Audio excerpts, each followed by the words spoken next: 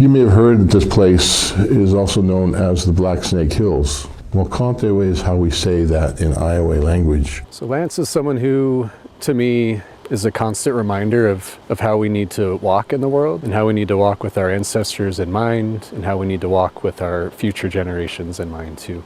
Lance Foster dedicated his life to history and preservation, especially to his culture and his tribe, the Iowa tribe of Kansas and Nebraska. He taught me a lot. He taught me some language. He knew his language. He spoke it very well. He named almost everything in the Indian language that's on our reservation. The earth, our mother, in the old days, we farmed like all the other folks do. You had the three sisters, the corn, beans, and squash, waduje, khoni, and waktan. Foster passing away unexpectedly earlier this month, leaving a void, not just with his family and friends, but also in the historical preservation community.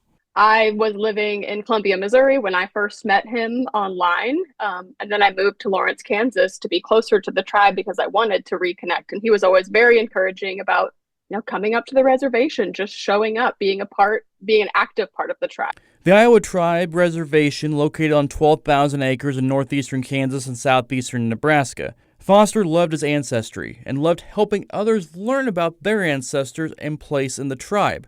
He worked to educate tribal members and the general public about the history, language, culture, and much more that consists of the Iowa tribe. But our oldest word for ourselves that people hardly ever hear anymore is chikiwede. Chikiwede means the people who live here in the houses. Chi is a house, like a teepee. A chi is a house, or the lodge you're sitting in right now, that's called a chi. So one of the things I really appreciated about Lance was his willingness to share the culture. A lot of people, and for good reason, really protect that knowledge because so much of it has been stolen and appropriated over time by people that maybe didn't have the tribe's best interest at heart. So there are good reasons why people want to protect some of our traditions and culture. Foster wanted to make sure people understood and knew about the tribe. He taught the Iowa language to the masses through YouTube and Facebook videos. Our people, we're called Bakhoje. Bakhoje. Khoje means gray, or it really means ashes. And used his love for art to say the ideas words might not be able to. In the stars, I see constellations representing ancestors' knowledge. I see the layers of horizon. I see reverence.